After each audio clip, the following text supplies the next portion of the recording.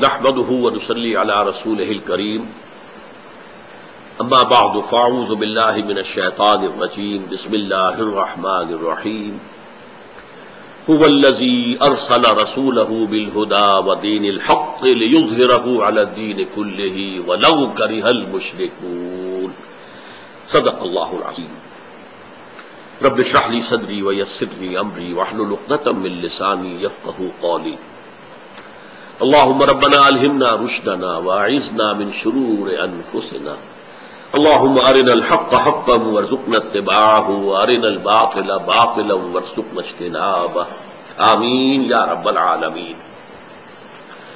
سورہ صف کی آیت نمبر 9 پر اس سے قبل ہماری 3 نشستیں منعقد ہو چکی ہیں۔ اب اس آخری نشست میں میں اس بات کی وضاحت کرنا چاہتا ہوں کہ اسی آیہ مبارکہ میں ختم نبوت کی عقلی دلیل مضمر ہے۔ ختم نبوت ہمارا اجماعی عقیدہ ہے۔ اس عقیدے کی بنیاد بہت سی احادیث پر بھی ہے۔ انا آخر النبیین لا نبی بعدی، حضور کی واضح حدیث ہے، میں آخر نبی ہوں اور میرے بعد کوئی نبی نہیں ہے۔ انتم آخر الامم وانا آخر المرسلین، میں آخری رسول ہوں اور تم آخری امت ہو۔ اور یہ بھی فرمایا کہ 30 دجال پیدا ہوں گے میرے دور سے لے کر قیامت تک، جو دجال ہوں گے اور وہ دعویٰ کریں گے کہ وہ نبی ہیں، حالانکہ میں آخری نبی ہوں، میرے بعد کوئی نبی نہیں ہے۔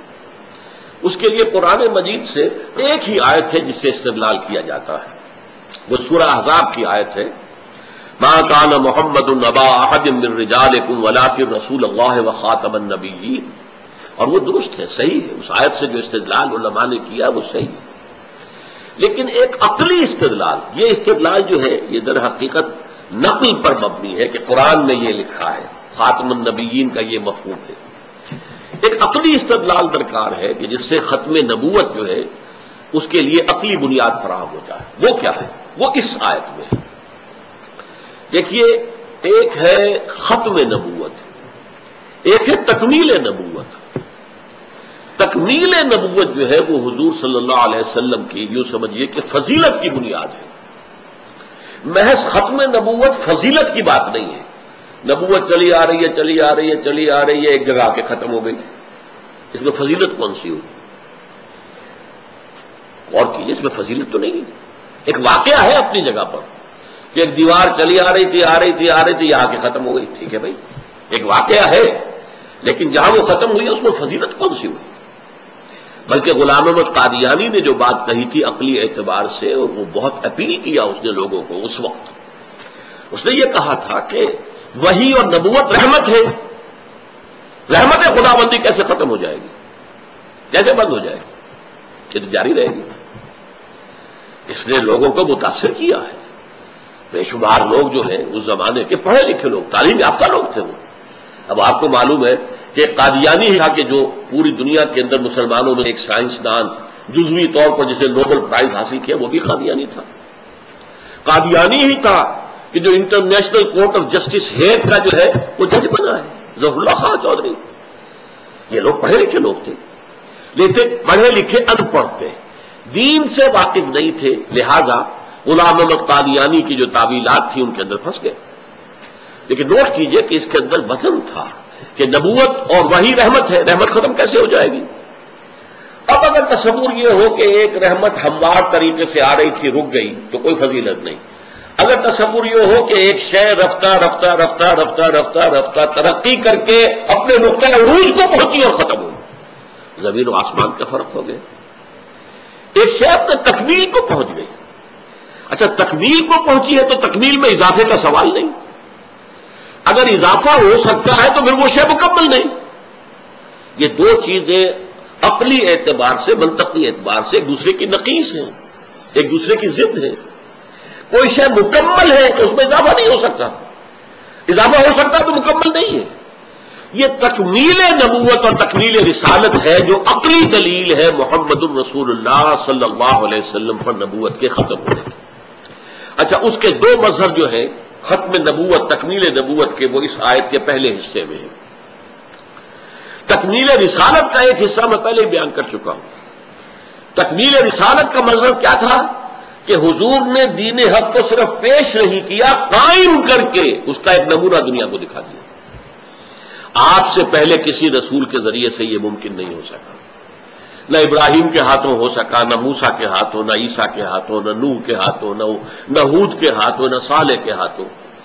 یہ رسالت کی تکمیل کا مظہر ہے کہ آپ نے دین پیش کیا اور قائم کر کے دکھایا، لِيُظْهِرَهُ عَلَى الدِّينِ كُلِّهِ۔ اور تکمیل رسالت کا دوسرا پہلو کیا ہے؟ نوٹ کیجئے اس کو، آپ پہلے اور آخری رسول ہیں اللہ کے جو پوری نوع انسانی کے لیے بھیجے گئے ہیں۔ آپ سے پہلے جو رسول آئے اپنی قوم کی طرف، یا قوم ہے یا قوم ہے یا قوم ہے۔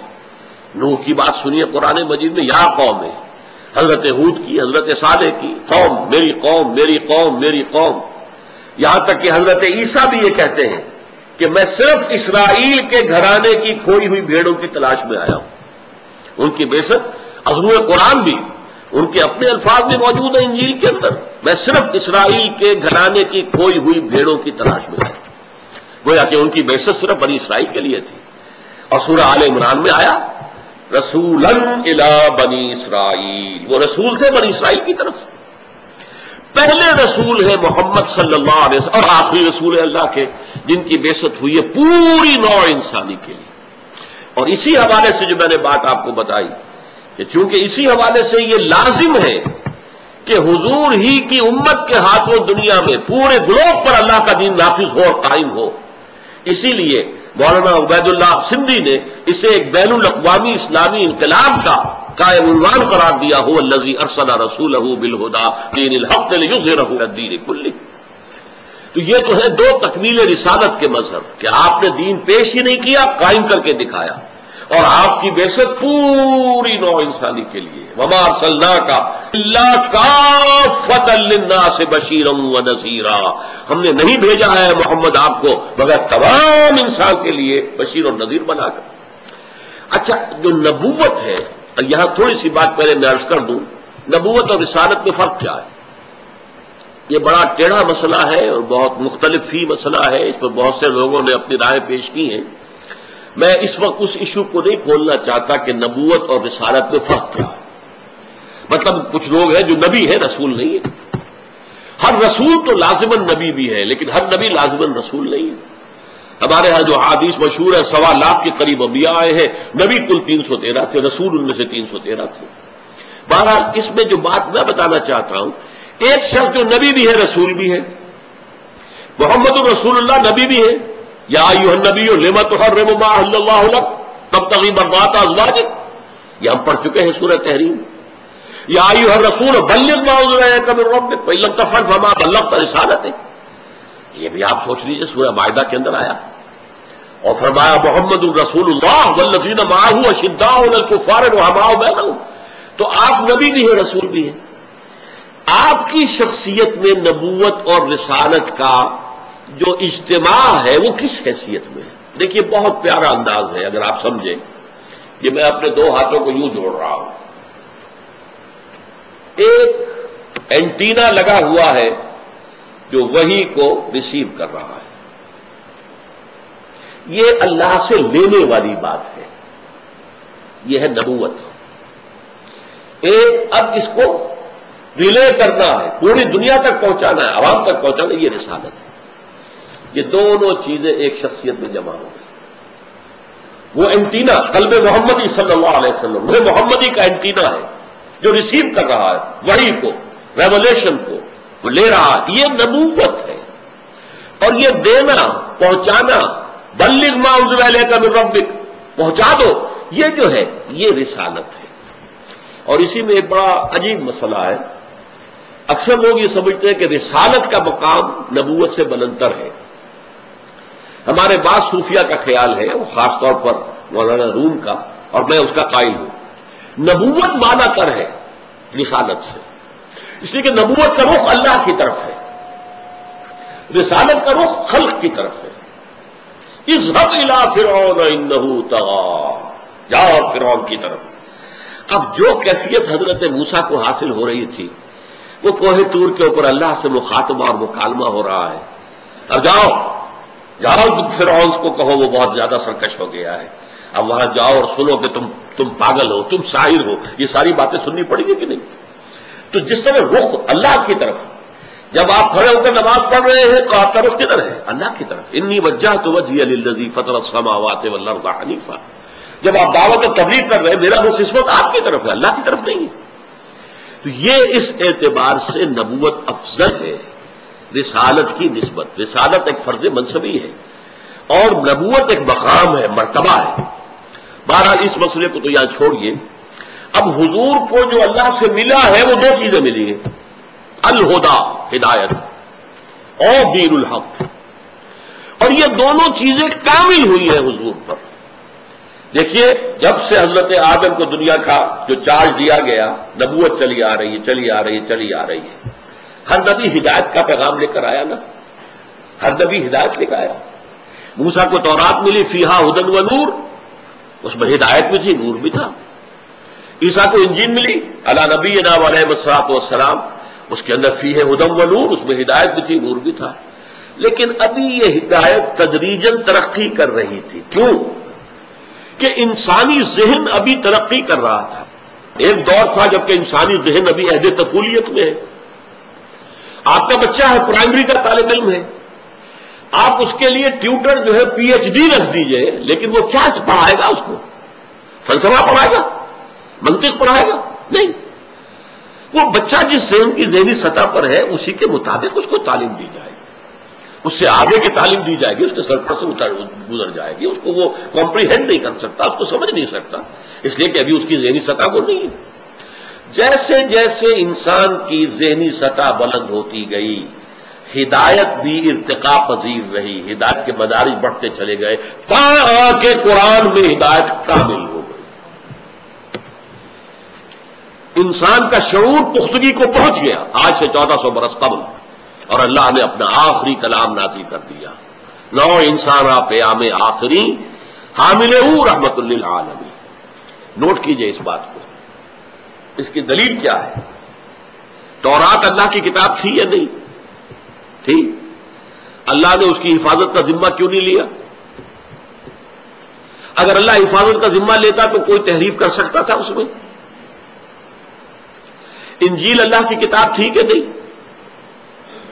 اللہ نے اس کی حفاظت کا ذمہ کیوں نہیں لیا؟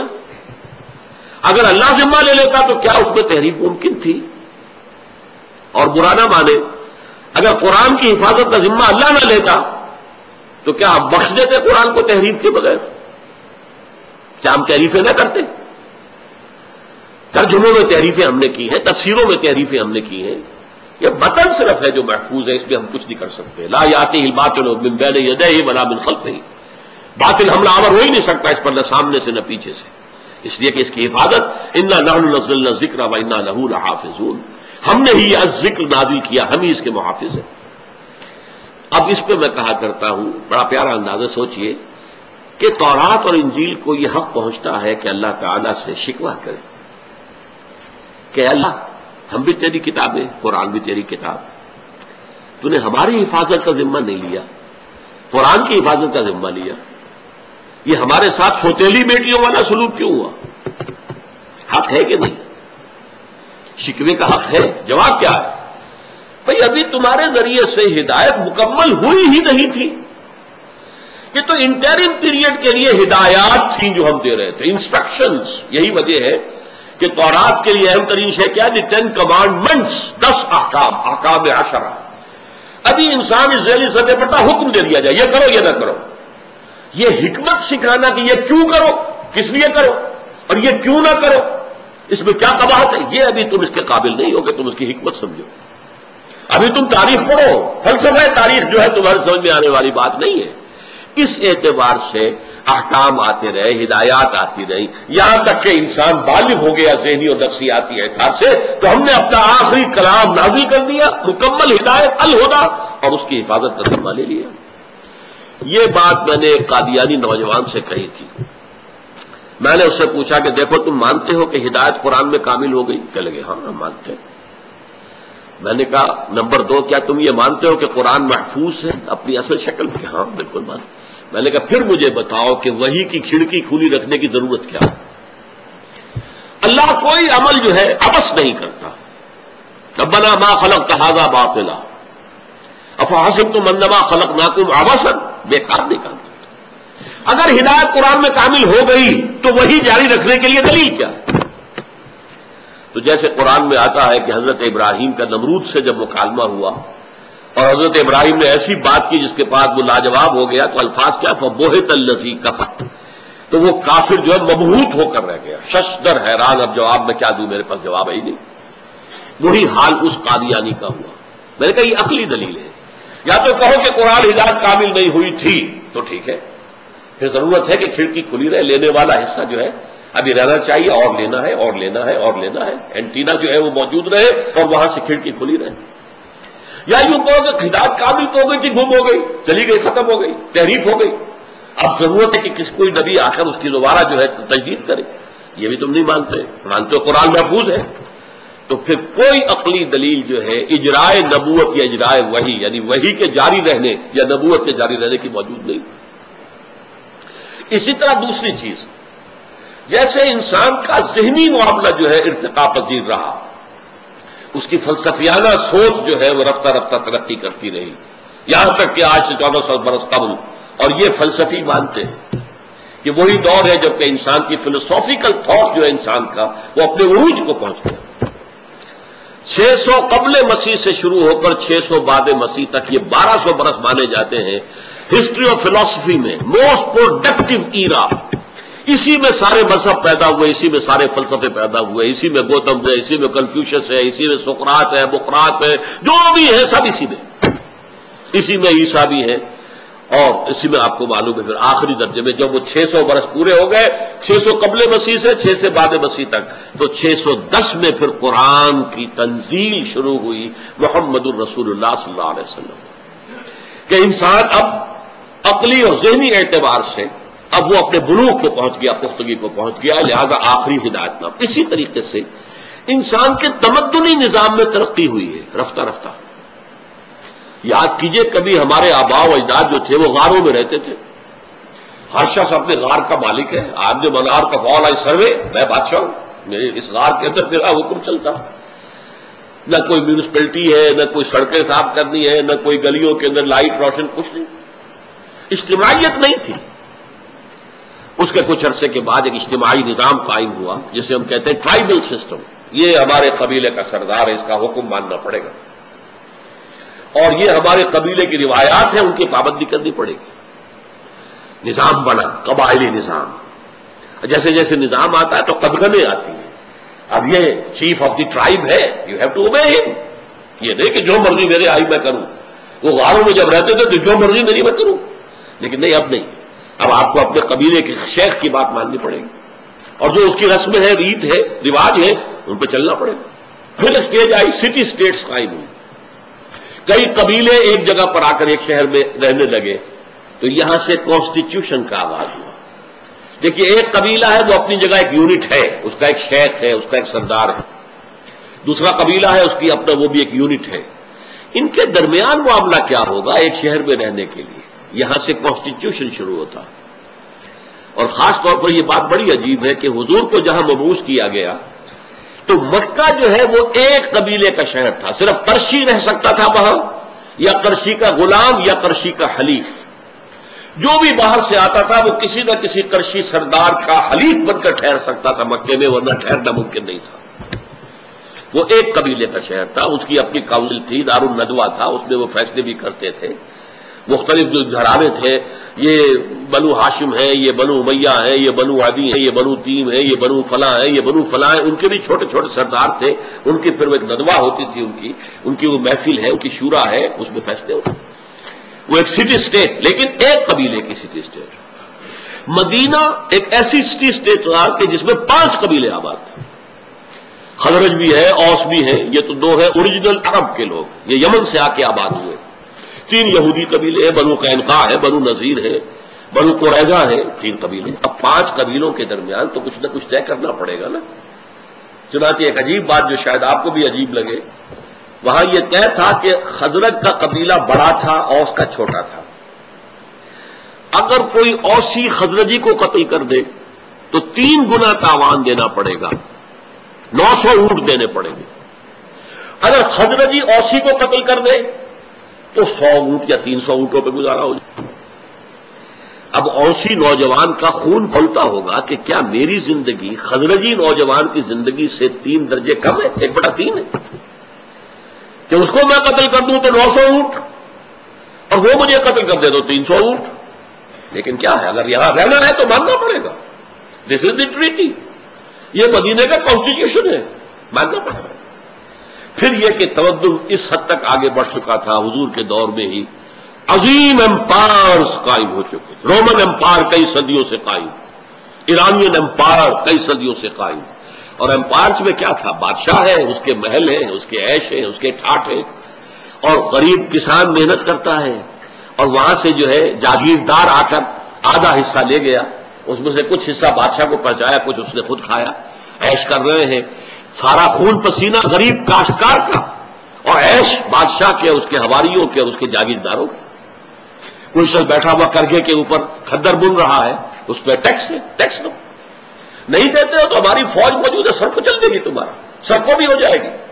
انہی کے ٹیکسوں سے لے کے تو فوج کھڑی کر رکھی ہے. رومن لیجنز مشہور ہے تاریخ کے اندر، کتنی زبردست فوج رومن امپائر کی تھی. کھڑی ہے، کہیں بغاوت ہو جائے، کہیں کے کاشتکار کہہ دے کہ اب ہم نہیں دیں گے خراج، تو جو ان کی سرکوبی کرنے کے لیے فوج موجود ہے. یہ نظام جب دنیا میں قائم ہو گیا، ایک ظالمانہ استحصالی، تب اللہ نے دین حق عطا کر دیا اور مکمل کر دیا. الیوم اکملت لکم دینکم واتممت علیکم نعمتی ورضیت لکم الاسلام دینا. ہدایت قرآن میں مکمل، لہذا وحی کی کھڑکی بند، اور تمدنی ہدایت دین حق کی شکل میں مکمل. الیوم اکملت لکم دینکم واتممت علیکم نعمتی. یہ دونوں چیزیں مکمل ہو جانا حضور پر، یہ تکمیل نبوت کے مظاہر ہیں. اور اس دین حق کو قائم کر کے دکھا دینا، یہ تکمیل رسالت کا مظہر اول ہے. اور اس نظام کو پوری دنیا میں پھیلا دینا، یہ تکمیل رسالت کا مظہر دوم ہے، جو ابھی باقی ہے. مجھے اقبال نے کہا تھا کہ وقت فرصت ہے کہاں کام ابھی باقی ہے، نور توحید کا اتمام ابھی باقی ہے. اس میں ایک اعتراض ہو سکتا ہے، کیا حضور کے ذریعے سے نور توحید کا اتمام نہیں ہو گیا تھا؟ توحید مکمل نہیں تھی؟ نہیں، مکمل ہو گئی. لیکن مکمل ہو جانا، یہاں سے لے کے چھت تک ایک ستون آپ نے کھڑا کر دیا کہ پورے ہال کو جب تک کہ اس کی سپورٹ نہ مل رہی ہو. آپ نے سعودی عرب میں، یہ سعودی عرب نہیں کہنا چاہیے، جزیرہ نماء عرب میں جاء الحق وزاق الباطل، حق آ گیا، باطل چلا گیا، دین حق قائم ہو گیا. توحید کے نور سے عربین پیننسولا، جزیرہ نماء عرب جگمگا اٹھا. لیکن صرف عرب تو دنیا نہیں تھی نا، اور حضور کو بھیجا گیا پوری دنیا کے لیے. تو جب تک یہ پورا گلوب، پورا عالم انسانیت جب تک اس نور توحید سے جگمگا نہ اٹھے، اس وقت تک بعثت محمدی کا صلی اللہ علیہ وسلم مقصد ہنوز شرمندہ تکمیل ہے. وقت فرصت ہے کہاں کام ابھی باقی، اور یہ ہو کر رہے گا. خبریں دی ہے حضور نے صلی اللہ علیہ وسلم، لا يبقى على ظهر الارض بيت وبر ولا مدر الا ادخله الله كلمة الاسلام. اس روئے ارضی پر نہ کوئی اینٹ گارے کا بنا ہوا گھر رہے گا، نہ کوئی کمبلوں کا بنا ہوا خیمہ رہے گا جس میں اللہ کلمہ اسلام کو داخل نہ کر دے. ہر گھر میں، ہر خیمے میں اسلام کا کلمہ داخل ہوگا. اور حضرت صوبان کی روایت مسلم شریف کی، ان اللہ زوالی الارض، حضور فرماتے میرے لیے اللہ نے ساری زمین کو لپیٹ دیا. فرائض تو مشارقہا و مغاربہا، تو میں نے اس کے سارے مشرق دیکھ لیے، سارے مغرب دیکھ لیے. وَإِنَّ أُمَّتِي سَيَبْلُغُ مُلْكُهَا مَا سُئِلَ لِي مِنْهَا، اور یاد رکھو میری امت کی حکومت ان تمام علاقوں پر، اس گلوب کے، اس پورے کرۂ ارضی کے قائم ہو کے رہے گی جو مجھے لپیٹ کر یا سکیڑ کر دکھا دیے گئے. یہ ہونا ہے، جس کو اقبال نے بھی کہا ہے، آسماں ہوگا سحر کے نور سے آئینہ پوش، اور ظلمت رات کی سیما پا ہو جائے گی. پھر دلوں کو یاد آ جائے گا پیغام سجود، پھر جبیں خاک حرم سے آشنا ہو جائے گی. آنکھ جو کچھ دیکھتی ہے، دل کی آنکھ، یہ آنکھ نہیں، آنکھ جو کچھ دیکھتی ہے لب پہ آ سکتا نہیں. میں حیرت ہوں کہ دنیا کیا سے کیا ہو جائے گی. شب گریزاں ہوگی آخر جلوہ خورشید سے، جیسے سورج طلوع ہوتا ہے تو رات جو ہے بھاگ جاتی ہے بھائی، شب گریزاں ہوگی آخر جلوہ خورشید سے، یہ چمن معمور ہوگا نغمہ توحید سے، یہ پورا چمن عالم انسانیت نغمہ توحید سے معمور ہوگا۔ اور توحید کیا ہے؟ ان الحکم الا للہ، کوئی حاکم نہیں، کوئی مالک نہیں، کوئی قانون ساز نہیں سوائے اللہ کے، اسی کا قانون ہوگا، اسی کی بات سب سے اونچی ہوگی، لتکون کلمۃ اللہ ہی العلیٰ، تاکہ اللہ کی بات سب سے اونچی ہو جائے، وہ پارلیمنٹ میں بھی سب سے اونچی بات ہو، وہ ہائی کورٹ اور سپریم کورٹ میں بھی سب سے اونچی بات ہو، وہ آپ کی مارکیٹ میں بھی سب سے اونچی بات ہو، وہاں کوئی سود کا اور جوئے کا نام نہ لے سکے، وہ نظام دنیا میں قائم ہو کر رہے گا۔ یہ ہے در حقیقت مستقبل کی وہ جھلک جو قرآن مجید سے بھی نظر آتی ہے، احادیث میں صراحتاً مذکور ہے، اور جس کو علامہ اقبال نے بھی، چونکہ وہ سیر ہیں اس میں کوئی شک نہیں، انہوں نے مستقبل کے پردوں کے اندر گاہ میری نگاہ تیز چیر گئی دل وجود، گاہ الجھ کے رہ گئی میرے توہمات میں، آخر عام انسان تھے، کبھی میری نگاہ میرے توہمات میں الجھ کر رہ جاتی ہے، کہیں آگے جاتی ہی نہیں، اور کبھی ایسا ہوتا ہے کہ پورے وجود کے جگر کو چیر کر بہت دور جا کر دیکھتی ہے۔ گاہ میری نگاہ تیز چیر گئی دل وجود، گاہ الجھ کے رہ گئی میرے توہمات میں، وہ دور آ کر رہے گا، آنا ہے۔ میرے اور آپ کے لیے کام یہ ہے کہ آیا ہم اس کام کے لیے اپنے آپ کو وقف کرتے ہیں، ہمارے ہاتھ میں ہو، ہمارے دور میں ہو، ضروری نہیں، لیکن اس کے لیے محنت کرنا، اس کے لیے مشقت کرنا، ہم اس کی بنیادوں میں ہماری ہڈیاں جو ہے اور ہمارا خون یہ چورا بن کر اگر ہڈیاں اس خون کے اندر جو ہے اور ان کو بنا کر اور وہ اس کی بنیادوں کے اندر جو ہے اگر جیسے کہ روڑی بچھائی جاتی ہے ایسے بچھا دی جائے تو بھی ہمارے لیے کامیابی ہے، ہمارے لیے ناکامی کا سوال نہیں ہے۔ اپنا فرض ادا کرنے کی جد و جہد کرے، اس کے لیے قول ہے یا ایھا الذین آمنوا هل ادلکم علی تجارۃ تنجیکم من عذاب الیم تؤمنون باللہ ورسولہ وتجاہدون فی سبیل اللہ باموالکم وانفسکم ذالکم خیر لکم ان کنتم تعلمون۔ اللہ تعالی ہمیں اس پکار پر لبیک کہنے کی توفیق عطا فرمائے۔ اقول قولی ھذا واستغفر اللہ لی ولکم ولسائر المسلمین والمسلمات۔